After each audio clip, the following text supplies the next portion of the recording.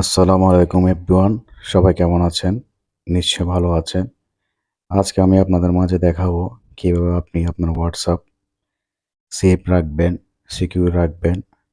Hack হওয়া থেকে কিভাবে আপনি WhatsApp সেভ রাখবেন।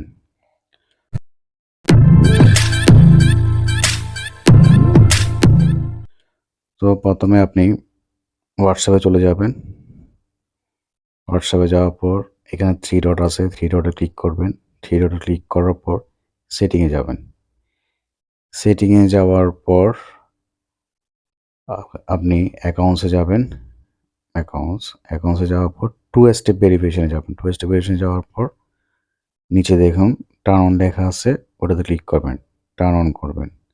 টার্ন অন করার পর আপনার 6 ডিজিটের একটা পিন দিবেন। আমি আমার 6 ডিজিটের পিনটা দিয়ে দিচ্ছি। আবার কনফার্ম করবেন পিনটা। তারপর সেভ দিবেন। সেভ দেওয়ার পর অ্যাড ইমেল আসবে। আপনি চাইলে ইমেল দিতে পারবেন। কারণ ইমেল দিলে সুবিধা কি, আপনি কোনো কারণে যদি আপনার পিন নাম্বারটা ভুলে যান, তাহলে আপনি ইমেলের মাধ্যমে ওটা রিকভার করতে পারবেন।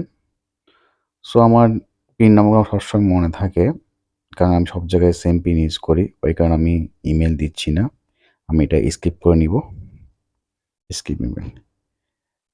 তারপর আপনাদেরকে আরেকটা সিকিউরিটি দেখাবো। এই দুইটা করলে আপনার অ্যাকাউন্ট সেফ থাকবে। সো নেক্সট হচ্ছে প্রাইভেসিতে যাবেন। প্রাইভেসিতে যাওয়ার পর নিচে আসবেন। স্ক্রল করে নিচে আসবেন। নিচে আসার পর দেখবেন অ্যাপ লক।